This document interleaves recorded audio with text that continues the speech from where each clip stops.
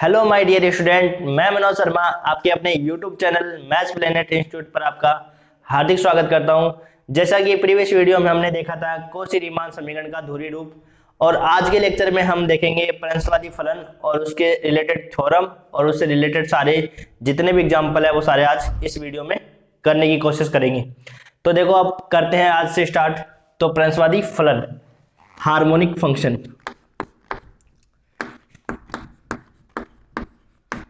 प्रंसवादी फलन, harmonic function अच्छा topic है और इजी टॉपिक भी है।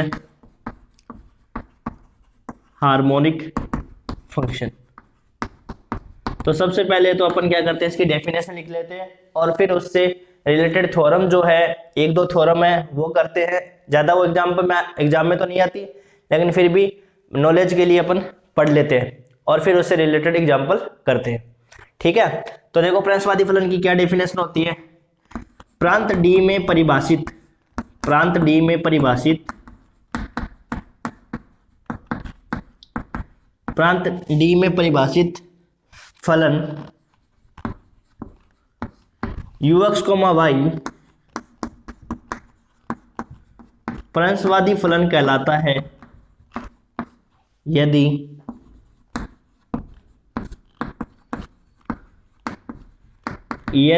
u तथा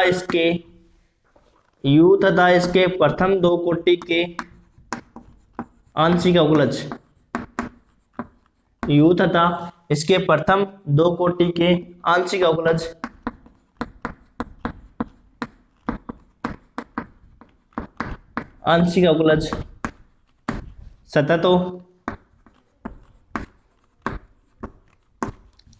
सतत हो तथा लाप्लास समीकरण को संतुष्ट करते हो। सतत हो तथा लाप्लास समीकरण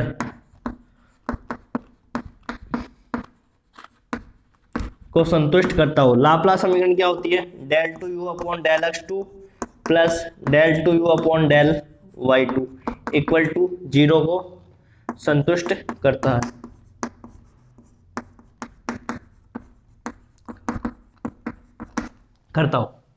तो ये डेफिनेशन होती है प्रंसवादी फलन की। क्या डेफिनेशन होती है देखो वापस देखते हैं।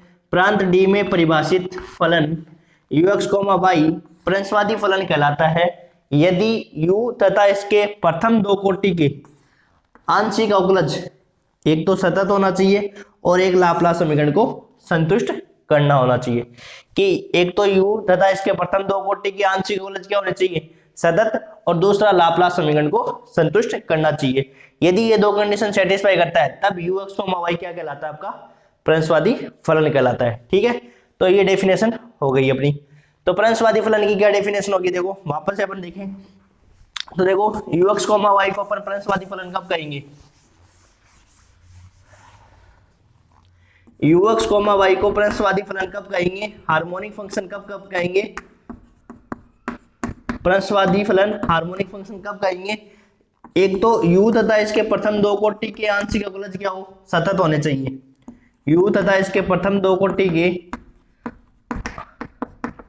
आंशिक अवकलज सतत हो। आंशिक अवकलज क्या हो? सतत हो।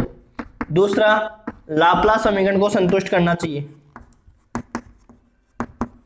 लाप्लास समीकरण del two u upon del x two plus del two u upon del y two equal to 0 होना चाहिए। तो ux, y प्रंसवादी फलन कब कहलाता है? जब u तथा इसके प्रथम दो कोटि कौन सा होता है? Del two u upon del x two और del two upon del y two, ये क्या होने चाहिए? सतत होने चाहिए। और दूसरा, लाप्लास समीकरण को संतुष्ट करना चाहिए, तब ux, y आपका हार्मोनिक फंक्शन कहलाता है। ये उसकी डेफिनेशन हुई। अब अपन थ्योरम करते हैं इसकी। तो देखो थ्योरम लिखते हैं।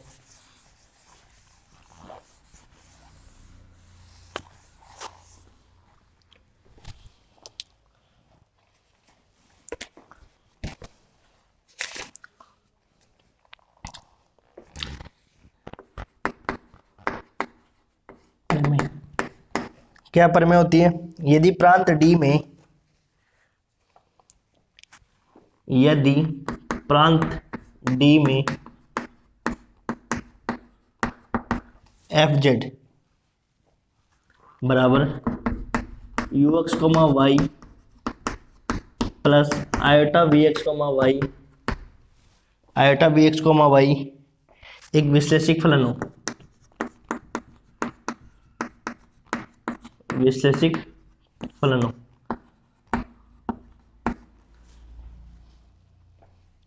तब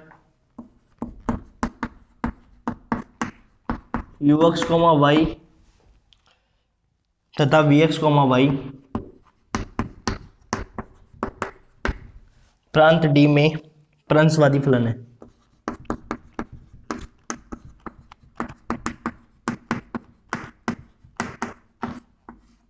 प्रंसवादी फलन है। इंग्लिश में वो लिख लेते हैं, प्रूव दैट या if f z equal to u x comma y plus iota v x coma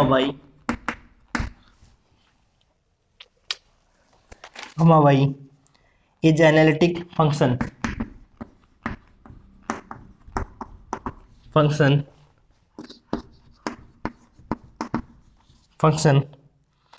in domain D, then ux comma y and vx comma y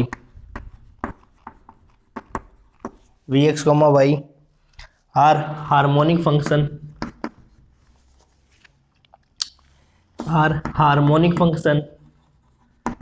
in D, harmonic function in D. ये theorem थी और इसका proof. यदि प्रांत D में f z बराबर u x comma y plus iota v x comma y एक विश्लेषिक फलन हो, तब यू एक्स कोमा वाई तथा वी एक्स कोमा वाई प्रांत डी में क्या होंगे, प्रंसवादी फलन होंगे। इफ एफ जेड बराबर u x comma y plus iota v x comma y is analytic function in domain D, then ux, y and vx, y are harmonic function in D। तो देखो क्या सिद्ध करना है। सबसे पहले अपने को दिया हुआ है कि fz बराबर क्या है, ux, y plus iota vx, y, और साथ में क्या दे रखा है, ये विश्लेषिक फलन है, एनालिटिक फंक्शन है। तो आपको पता है कि भाई एनालिटिक फंक्शन है, इसका मीनिंग क्या हुआ, इसका मीनिंग ये हुआ कि एनालिटिक फंक्शन का मीनिंग ये होता है कि पर्याप्त प्रतिबंध था ना अपना, कि u तथा इसके प्रथम दो कोटि के u तथा इसके प्रथम कोटि के आंशिक अवकलज क्या होंगे, प्रथम कोटि के आंशिक अवकलज सतत है, आंशिक अवकलज क्या है, सतत है ना। और दूसरा क्या है, कॉची-रीमान समीकरण संतुष्ट करते हैं, del u upon del x, del v upon del y, और del u upon del y equal to minus में del v upon del x. देखो जब तक आपको थ्योरम का आपको स्ट्रक्चर नहीं पता होगा ना, तब तक आप थ्योरम को प्रूफ नहीं कर सकते। ये सब चीजें जो दी हुई है उन सब का यूज करके अपने कोई थ्योरम आपको प्रूफ करनी है।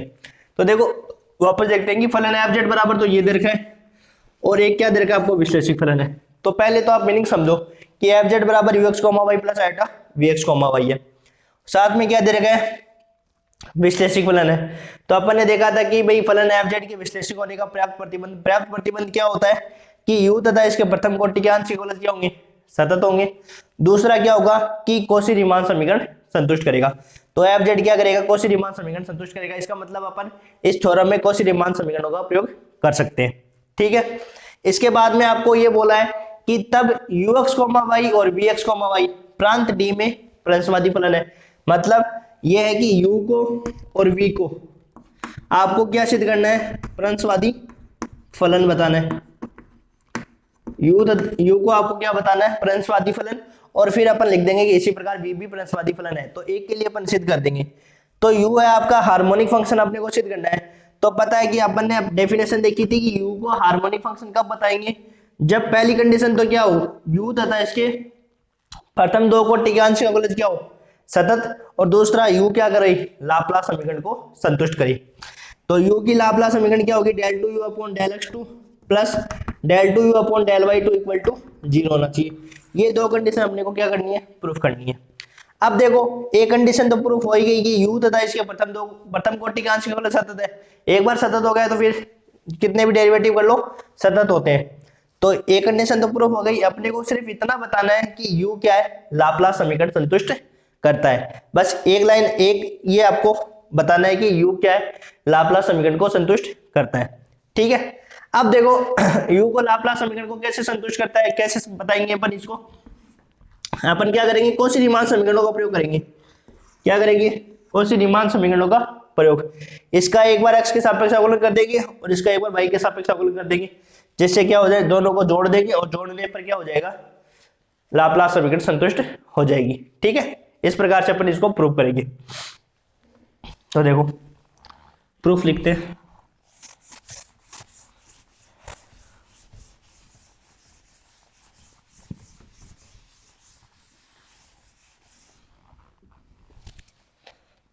चूंकि प्रांत डी में एफ जेड विश्लेषिक फलन है, चूंकि प्रांत डी में एफ जेड विश्लेषिक फलन है। अब विश्लेषिक फलन है तब कौशी रीमान समीकरण का प्रयोग कर सकते हो, तब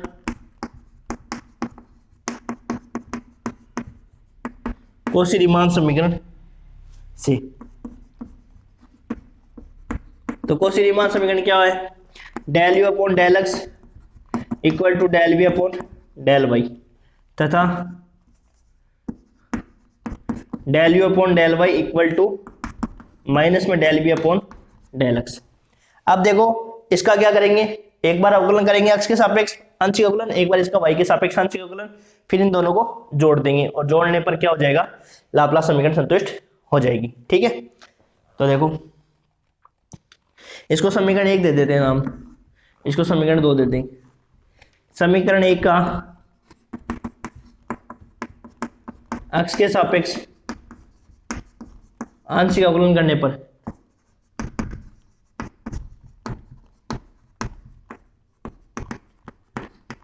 करो तो del two u upon del x two, और इसका क्या हो जाएगा, डेल टू वी अपॉन में डेल एक्स डेल वाई।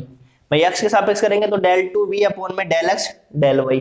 ठीक है, ये हो जाएगी आपकी समीकरण संख्या 3। फिर समीकरण 2 का y के सापेक्ष आंशिक अवकलन कर देंगे।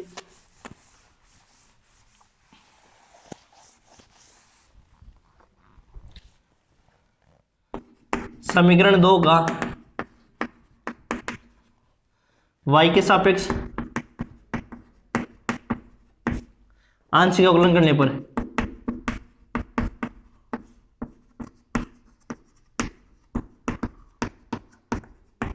करो del two u upon del y two equal to, y के सापेक्ष करना है तो माइनस में डेल टू वी अपॉन में डेल वाई डेल एक्स। समीकरण संख्या 4। समीकरण 3 प्लस समीकरण 4, समीकरण 3 प्लस समीकरण 4 जोड़ दो दोनों को।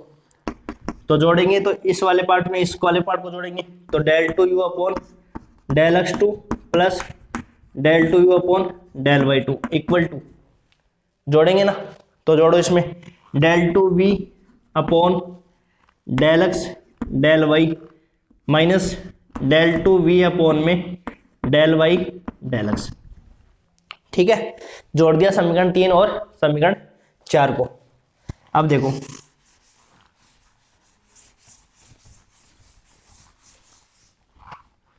अब आपने फर्स्ट ईयर में पढ़ा होगा कि आंशिक अवकलनों का एक क्रम विनिमय गुणधर्म होता है। क्रम विनिमय गुणधर्म क्या कहता है, यहां लिखेंगे चूंकि आंशिक अवकलनों के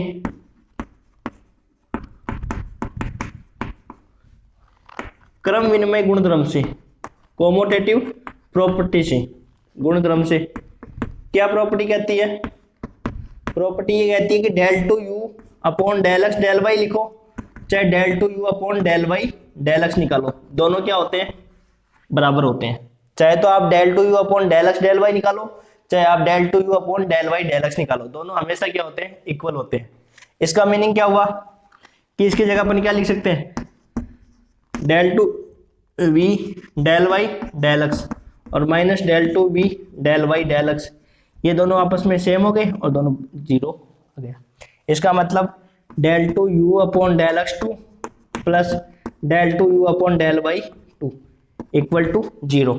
और ये क्या हो गई, यू लाप्लास समीकरण संतुष्ट करता है। यू की लाप्लास समीकरण क्या होती है, del two u upon del x two plus del two u upon del y equal to zero.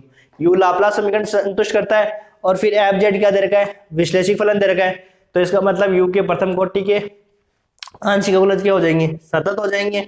वहां से फिर क्या हो जाएगा, यू क्या हो जाएगा, प्रंशवादी फलन हो जाएगा। देखो यहां लिखेंगे फिर आगे यू लाप्लास समीकरण संतुष्ट करता है। इसका मीनिंग क्या हुआ कि यू लाप्लास समीकरण संतुष्ट करता है।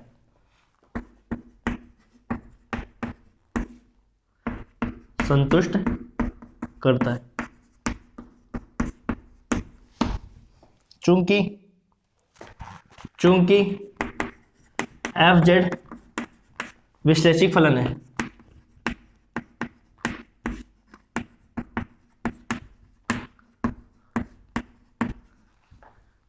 तब यू के आंशिक अवकलज सतत होंगे। ये होता है ना, विश्लेषिक फलन होते हैं तो यू के आंशिक अवकलज सतत होंगे ना, तो ये डायरेक्ट बता देंगे। तब यू के आंशिक अवकलज सतत होंगे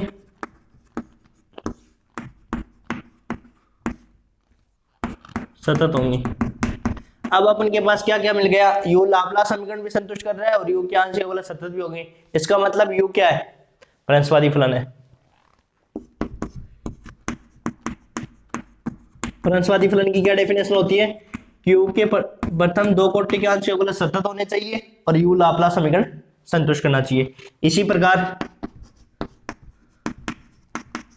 वी भी प्रंशवादी फलन है।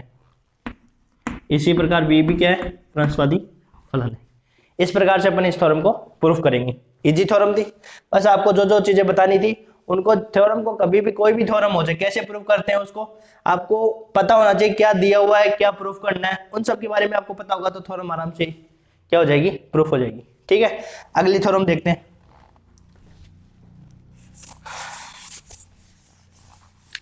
देखो भाई साथ साथ में आप नोट्स भी बना सकते हो, अच्छे से लिखा रहा हूं मैं, सारे नोट्स बना रहा हूं आपके, आप नोट्स बना सकते हो। और हर यूनिवर्सिटी में किसी न किसी ईयर में ये कॉम्प्लेक्स एनालिसिस में जो यूनिट है वो आपकी चलती है।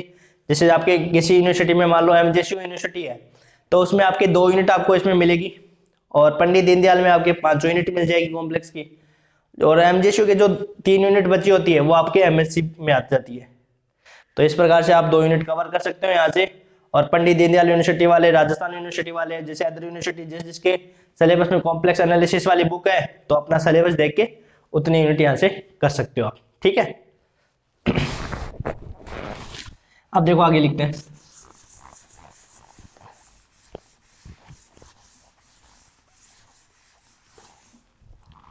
आगे एक थ्योरम और दे रखी है, उसको और करते हैं।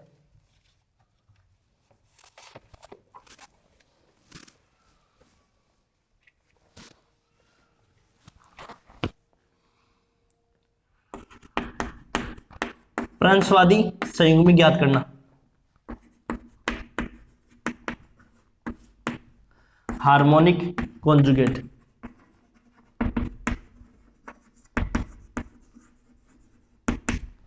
कॉन्जुगेट ज्ञात करना।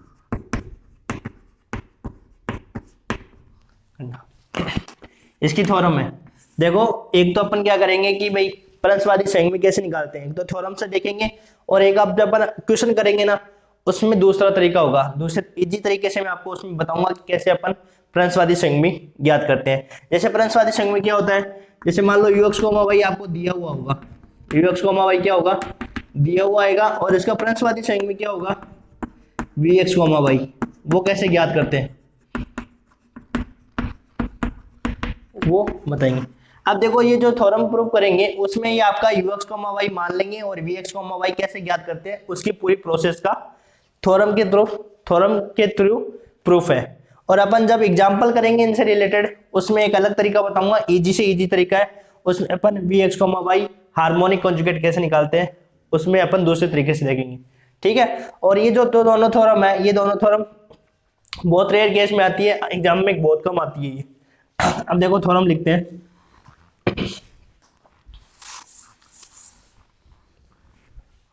प्रमेय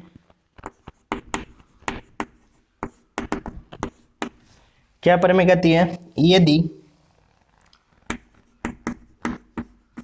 एफ जेड बराबर यू प्लस आयोटा वी विश्लेषिक फलन है, विश्लेषिक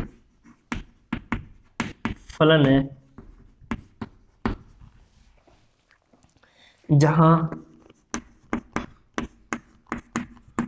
यू एक्स कोमा वाई तथा वी एक्स कोमा वाई संयुग्मी फलन है।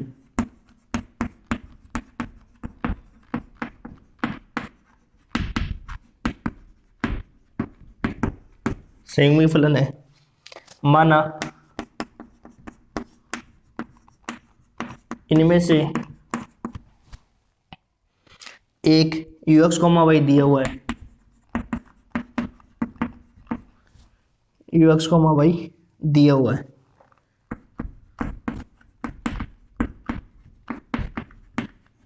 है, तब दूसरे वी एक्स कोमा वाई को ज्ञात करना, दूसरे वी एक्स कोमा वाई को ज्ञात करना।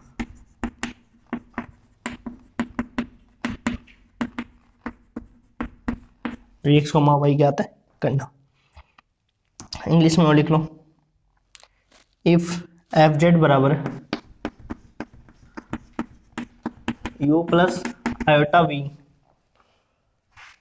We is an analytic function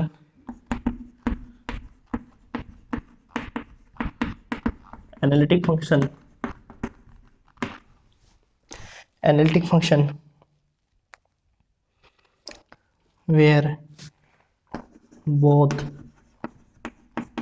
ux comma y and vx comma y are conjugate harmonic,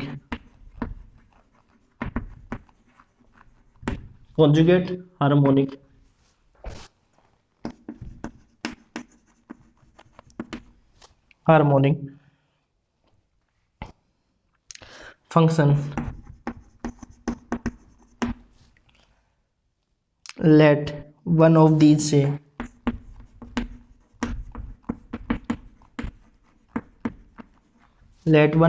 say ux comma y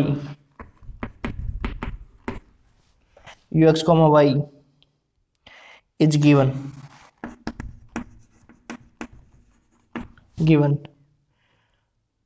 to find the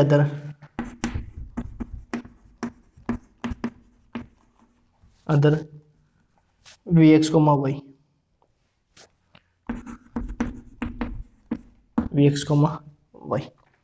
ठीक है।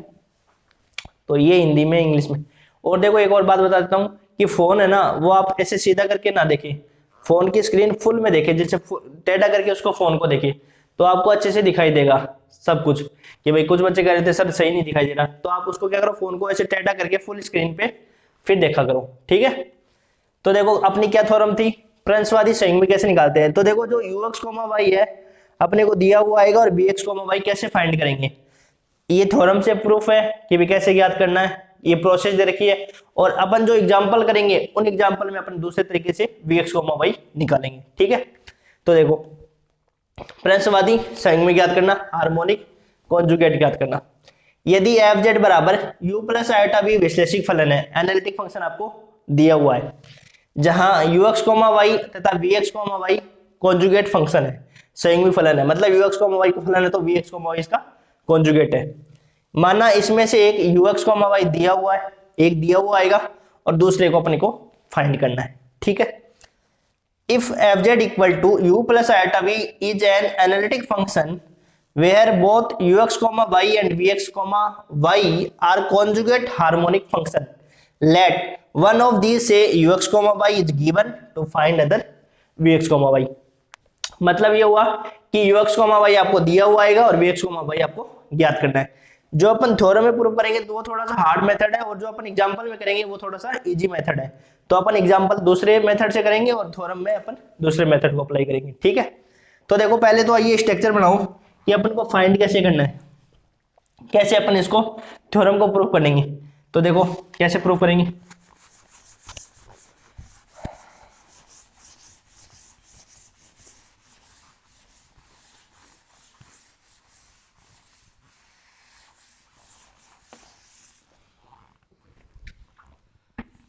देखो सबसे पहले अपन v मान लेंगे, जो v है वो आपका एक्स वाई का फंक्शन है, ठीक है। तो जब इसका पूर्ण अवकलन करेंगे dv निकालेंगे, तो कैसे निकालेंगे, del v upon del x into d x plus del v upon del y into d y. जो पूर्ण अवकलन होता है उसको आंशिक अवकलन में कैसे लिखते हैं, d v equal to del v upon del x into d x plus del v upon del y into d Y.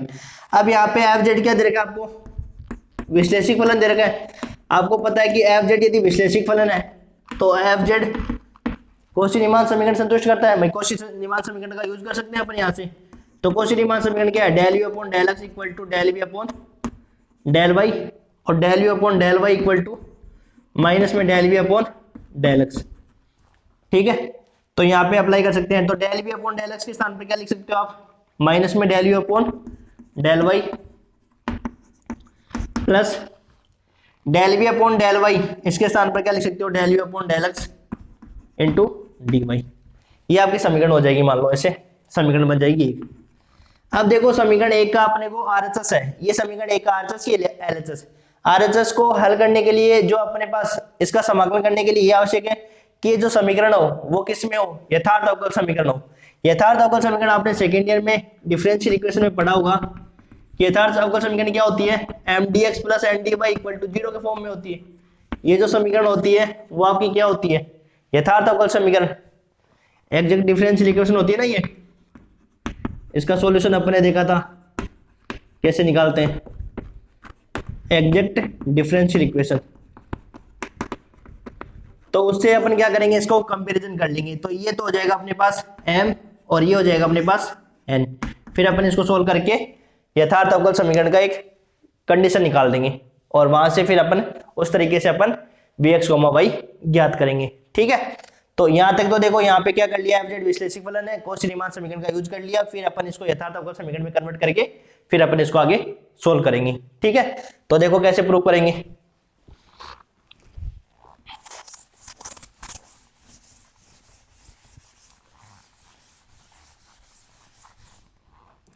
Proof, चूंकि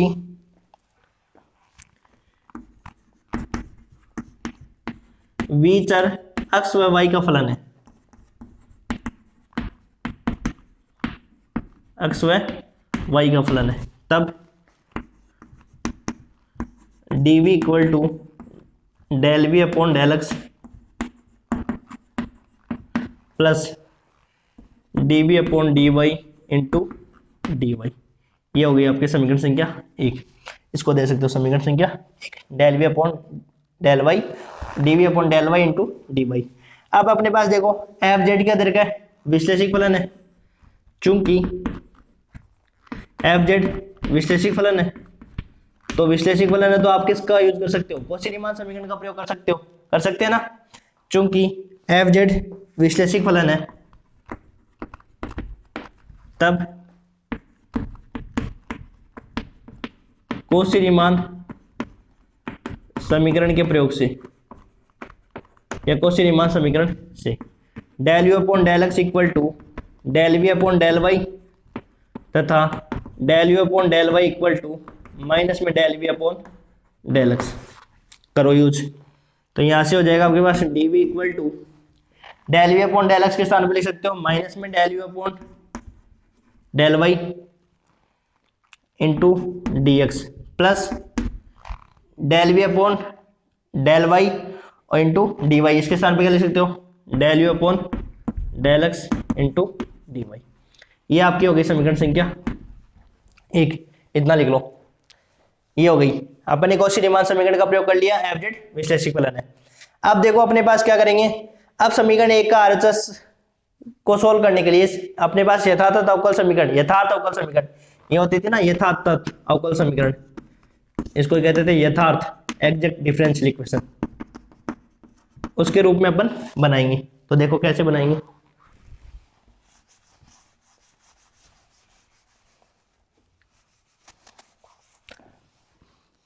तो यहां लिखेंगे समीकरण 1 के समाकलन के लिए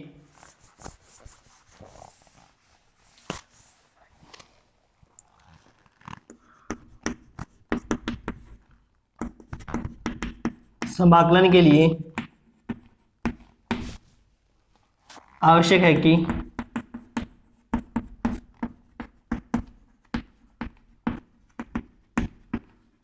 समीकरण 1 के समाकलन के लिए आवश्यक है कि समीकरण 1 का आरएचएस यथार्थ अवकल समीकरण हो। इसको अपन समाकलन करने के लिए अपने को पास क्या होना चाहिए, यथार्थ अवकल समीकरण होनी चाहिए। तो यथार्थ अवकल समीकरण हो, ठीक है। क्या लिख रखा है अपने, समीकरण 1 का समाकलन के लिए आवश्यक है कि ये जो समीकरण है वो अपनी समीकरण किस में हो, यथार्थ अवकल समीकरण में हो। यथार्थ अवकल समीकरण क्या होती है, M d x plus N d y form में होती है। तो इसकी तुलना अपन किससे कर देंगे, इसकी तुलना M d x plus N d y से करने पर, M d x plus N d y से करने पर, तो करो। तो m के स्थान पर तो क्या हो जाएगा, ये वाला पद, तो m तो क्या हो जाएगा माइनस में del u upon del y, और n क्या हो जाएगा del u upon del x.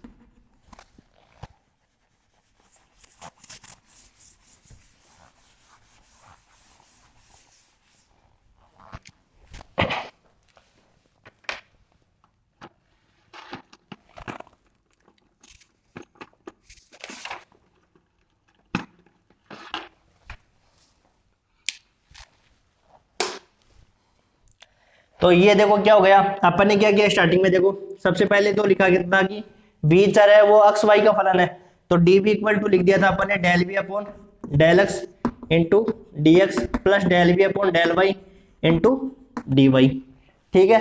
अब इसके बाद में क्या था कि d v upon d x के स्थान पर अपन ने क्या कर दिया था, कौशी रीमान समीकरण का प्रयोग। क्यों, क्योंकि एफ जेड क्या था, विश्लेषिक फलन, del u upon del x equal to del v upon del y, और del u upon del y equal to minus में del v upon del x, ठीक है।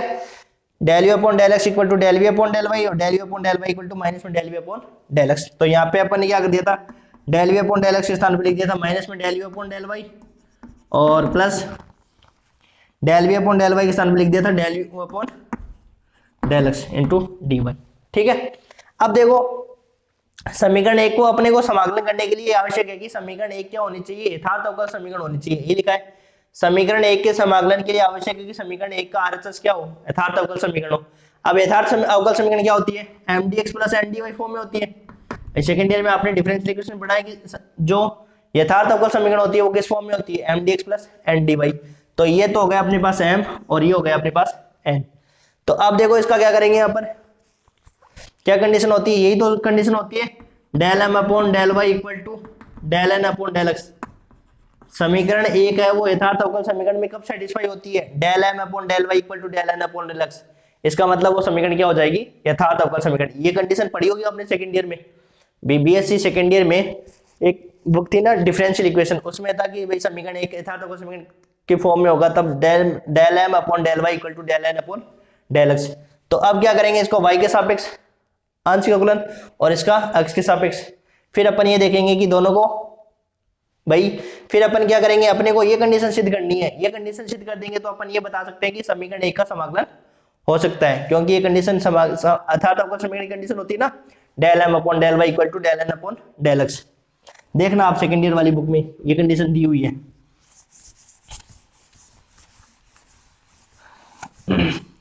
तो देखो यहां से निकालो y के सापेक्ष del M upon del y equal to, y के सापेक्ष करेंगे तो माइनस में del u upon del y 2, और यहाँ पे हो जाएगा del N upon del x equal to del two u upon del x two. ठीक है, अब देखो del M upon del y निकाल लिया, del N upon del x निकाल लिया। अब अपने पास क्या था ये जो इक्वेशन थी कि इसमें एफ जेड क्या है, एनालिटिक फंक्शन है, एफ जेड विश्लेषिक फलन है। तो अपने को पता है कि एफ जेड बराबर क्या होता है, u x comma y plus iota B x comma y. तो अपन ने जो पिछली थ्योरम प्रूव करी थी वो उसमें क्या था कि एफ जेड बराबर u x comma y plus iota B x comma y यदि विश्लेषिक फलन है और यदि आपको u दिया हुआ है तो उसमें क्या होता है कि u भी प्रंसवादी फलन होता है और v भी क्या होता है, प्रंसवादी फलन होता है। थ्योरम पढ़ी थी ना, लास्ट स्टेटमेंट क्या पढ़ा था अपने, लास्ट थ्योरम पढ़ी थी ना कि u भी प्रंसवादी फलन होता है और v भी क्या होता है, प्रंसवादी फलन होता है। यही तो पढ़ा था कि लास्ट थ्योरम क्या कह रही थी कि एफ जेड बराबर यू प्लस आयोटा बी की फॉर्म में है विश्लेषिक फलन, तब u प्रंसवादी फलन होता है और v भी क्या होता है, प्रंसवादी फलन होता है। अब u प्रंसवादी फलन है, इसका मतलब क्या हुआ, u प्रंसवादी फलन हो गया। देखो जब तक आपकी डेफिनेशन क्लियर नहीं होगी ना तब तक आप थ्योरम प्रूफ नहीं कर सकते हो, और डेफिनेशन क्लियर होते ही आपकी थ्योरम अपने आप ही प्रूफ हो जाएगी। कैसे, देखो अब u प्रंसवादी फलन होता है तो u प्रंसवादी फलन होने के लिए क्या कंडीशन होती है, एक तो ये होती है कि u तथा इसके प्रथम दो कोटि के आंशिक अवकलज क्या हो, सतत होते हो, और दूसरा u लाप्लास समीकरण को संतुष्ट करता हो। क्या कहता है, u लाप्लास समीकरण को संतुष्ट करता हो। तो लाप्लास समीकरण क्या होती है, del two u upon del x two plus del two u upon del y two equal to 0। तो यहाँ पे जो एफ जेड है वो u प्लस आयोटा v के फॉर्म में है। इसका मतलब क्या हुआ कि u भी प्रंसवादी फलन होगा और v भी प्रंसवादी फलन होगा। तो अपन जो कर रहे हैं उसमें क्या है कि u प्रंसवादी फलन अपन बता देंगे कि u प्रंसवादी फलन है, तो u प्रंसवादी फलन है, इसका मतलब क्या हुआ, इसका मतलब ये हुआ कि u क्या करेगा, लाप्लास समीकरण को संतुष्ट करेगा, और u लाप्लास समीकरण को संतुष्ट करेगा तो del u upon del x2 plus del 2u upon del y2 equal to 0। और del 2u upon del x2 की वैल्यू कितने है, del n upon del x, और del 2u upon del y2 की वैल्यू क्या हो जाएगी, माइनस में del m upon del y equal to 0। यहां से क्या हो जाएगा, del n upon x, del x equal to del m upon del y। और यथार्थ अवकल समीकरण होने के लिए कंडीशन सेटिस्फाई होनी चाहिए, del m upon del y equal to del n upon del x। इस प्रकार से अपन क्या कर देंगे, इसको प्रूफ करेंगे। ठीक है, एक बार वापस से बाद में वापस से बता दूंगा, एक बार समझ में आ गया होगा आपके, है ना, वापस से बता दूंगा एक बार। तो देखो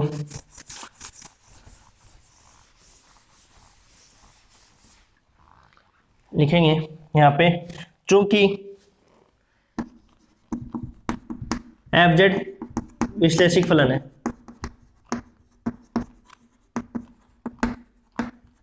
विश्लेषिक फलन है, चूंकि एफ जेड विश्लेषिक फलन है। अब देखो यहाँ पे थ्योरम का स्टेटमेंट लिख सकते हो, लिखना चाहो तो पूरी, लेकिन आपकी थ्योरम पूरी याद नहीं रहेगी तो आप ये लिख सकते हो कि एफ जेड बराबर u x comma y plus iota B x comma y एक विश्लेषिक फलन है, एक विश्लेषिक फलन है, तब यू एक्स कोमा वाई व बी एक्स कोमा वाई प्रंसवादी फलन होंगे। इतना लिख सकते हो आप, जिससे एग्जामिनर के समझ में आ जाए, प्रंसवादी फलन होंगे। ठीक है, इसका मीनिंग ये हुआ कि u यहाँ पे क्या होगा, प्रंसवादी फलन होगा, और u प्रंसवादी फलन होगा तो u क्या करेगा, लाप्लास समीकरण को संतुष्ट, तो u लाप्लास समीकरण को संतुष्ट करेगा यहाँ पे del two u upon del x two plus del two u upon del y to.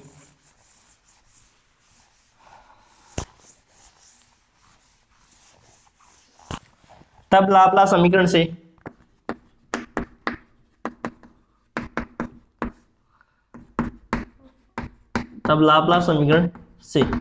Del two u upon del x two plus del two u upon del y two equal to 0। ठीक है, तो यहाँ पे देखो del two u upon del x two किसके बराबर था, यहाँ पे निकाला था ना अपन ने, del N upon del x के बराबर ही तो था, और ये del M upon del y की, तो एम बराबर अपने पास क्या था वहां पे, यही तो था, माइनस में del u upon del y two. तो फिर अपन ने क्या करा था, del M upon del y निकाला था, तो वहां पे del two u upon del y two आया, तो ये इसके बराबर हो गया, सही है, तो इक्वल टू 0। यहां से अपने पास आ गया del N upon del x equal to del M upon del y, या ये लिख सकते हो del M upon del y equal to del N upon del x. ये हो गया आपकी कंडीशन। इसका मतलब समीकरण एक का आरएचएस क्या हो गया, यथार्थ अवकल समीकरण हो गया। इसलिए अपन क्या कर सकते हैं, समाकलन किया जा सकता है। तो यहाँ पे लिख देंगे अपन लास्ट में, अतः समीकरण एक का आरएचएस यथार्थ अवकल समीकरण है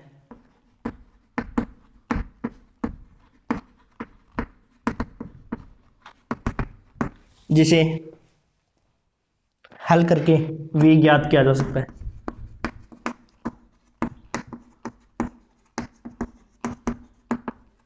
ज्ञात किया जा सकता है। तो ये देखो, ये थ्योरम थी अपनी, ऐसे प्रूव करेंगे अपन। देखो थ्योरम में कुछ भी नहीं होता है, इजी सी थ्योरम होती है, लेकिन जब तक आपकी डेफिनेशंस है और कॉन्सेप्ट जब तक क्लियर नहीं होगी तब तक आप किसी भी थ्योरम को प्रूफ नहीं कर सकते हो। और यदि आपके कॉन्सेप्ट अच्छे से क्लियर हो, डेफिनेशन आपको अच्छे से हो, क्या पूछ रहा है, क्या सिद्ध करना है, ये सब कुछ पता हो, तो आराम से थ्योरम प्रूफ कर सकते हो। एक बार देखो वापस रिपीट कर देता हूं मैं इस थ्योरम को। सबसे पहले तो क्या था कि ये अपन ने पिछली जो थ्योरम पढ़ी थी, सबसे पहले तो आपको डेफिनेशन आनी चाहिए प्रंसवादी फलन की। हार्मोनिक फंक्शन की क्या डेफिनेशन होती है,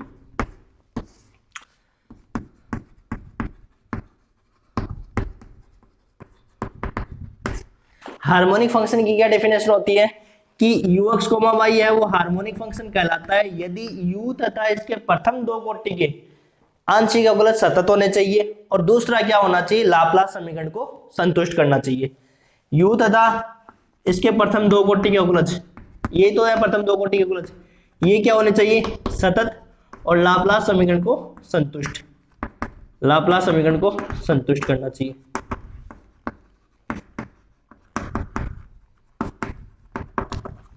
ठीक है, ये तो अपन ने डेफिनेशन आज के लेक्चर में देखी थी। इसके बाद में अपन ने देखा था कि एफ जेड यदि एनालिटिक फंक्शन हो, पहले जो थ्योरम प्रूव करी थी उसमें क्या प्रूव किया था अपन ने, यदि मान लो एफ जेड क्या है, एनालिटिक फंक्शन है, विश्लेषिक फलन है, इसका मीनिंग ये हुआ कि ux, y और vx, y ये दोनों फंक्शन क्या होंगे, आपके हार्मोनिक फंक्शन होंगे।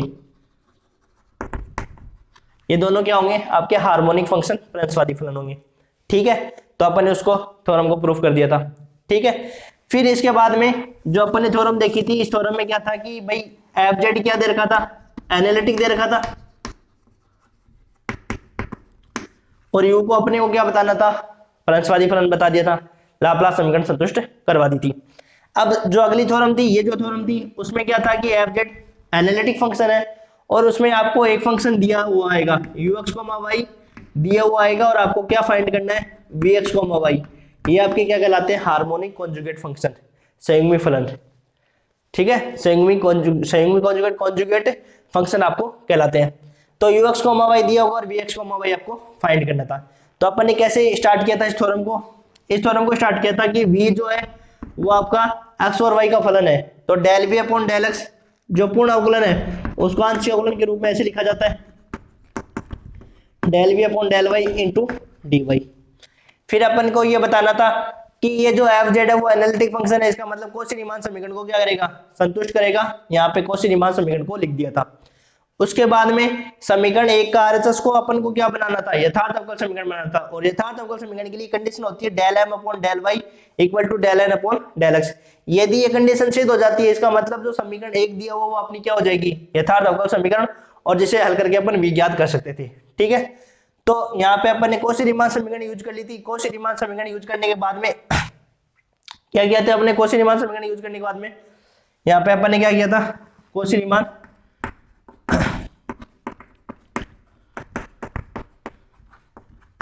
कॉची-रीमान समीकरण यूज कर ली थी, और कॉची-रीमान समीकरण यूज करने के बाद में अपन इस समीकरण को क्या कर लिया था, mdx प्लस ndy से कंपैरिजन कर ली थी, यथार्थ अवकल समीकरण से तुलना कर लिया था।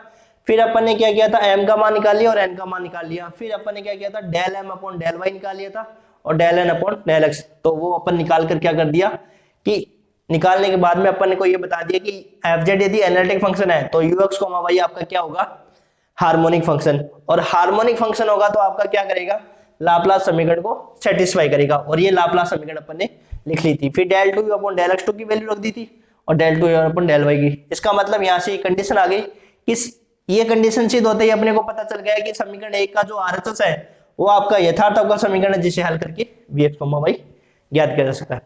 तो आज के लेक्चर में हमने क्या देखा, आज के लेक्चर में हमने एक तो प्रंसवादी फलन की डेफिनेशन देखी, उसके बाद में दो थ्योरम देखी थी। अब अगला जो लेक्चर होगा अपना, उसमें आपके हार्मोनिक जो फंक्शन है उससे रिलेटेड सारे एग्जांपल्स होंगे, जितने भी एग्जाम में आए हुए हैं या आ सकते हैं और जो भी आपके बुक में दे रखे हैं वो सारे अपन यहाँ पे अगले लेक्चर में करेंगे।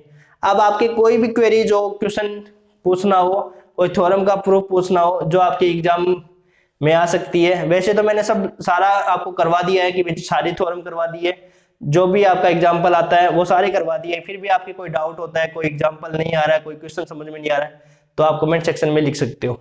ठीक है, आज की क्लास यहीं समाप्त करते हैं। Thank you.